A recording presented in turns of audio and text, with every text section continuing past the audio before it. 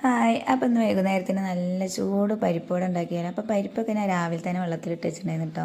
പിന്നെ അതാ 2 വെല്ലുള്ളി, കുറച്ച് വെളുത്തുള്ളി, ഒരു കഷ്ണം ഇഞ്ചി, ഒരു 4 പച്ചമുളകും കുറച്ച് കറിവേപ്പില എടുത്തിട്ടുണ്ട്.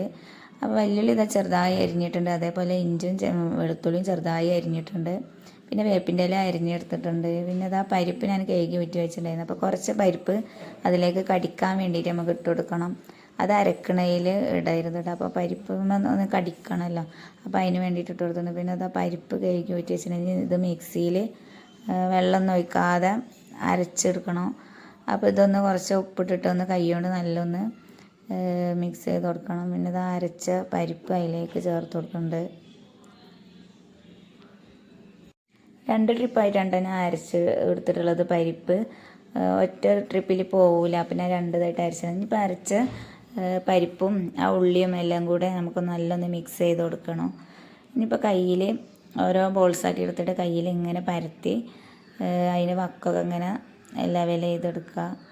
കയ്യിലിങ്ങനെ ഒട്ടിപ്പിടിക്കണമെങ്കിൽ നമുക്ക് കുറച്ച് ഓയിലോ വെളിച്ചെണ്ണ എന്തെങ്കിലും കയ്യിൽ തേച്ചിട്ട് പിന്നെ പരത്തിയെടുത്താൽ മതി. അപ്പോൾ ഇങ്ങനെ കയ്യിൽ ഒട്ടി പിടിക്കില്ല.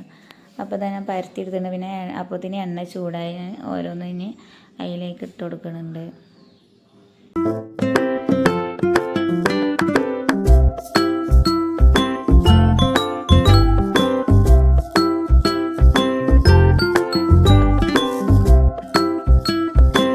അപ്പോൾ ഇതാ പരിപ്പ് വട പൊരിക്കലൊക്കെ കഴിഞ്ഞിട്ടുണ്ട് കേട്ടോ. ഇനിയിപ്പോൾ നല്ല ചൂട് കട്ടൻ ചായയും ചൂട് പരിപ്പ് വടയും കൂട്ടിയിട്ട് ഞങ്ങൾ ചായയൊക്കെ കുടിക്കട്ടെ. അപ്പോൾ ഇത്രേ ഉള്ളൂ വീഡിയോ ഇഷ്ടമായി ലൈക്ക് ചെയ്യണേ. ചാനൽ ആദ്യമായിട്ട് കാണുന്നവർ ചാനലൊന്ന് സബ്സ്ക്രൈബും കൂടി ചെയ്യണം കേട്ടോ. അപ്പം ബൈ.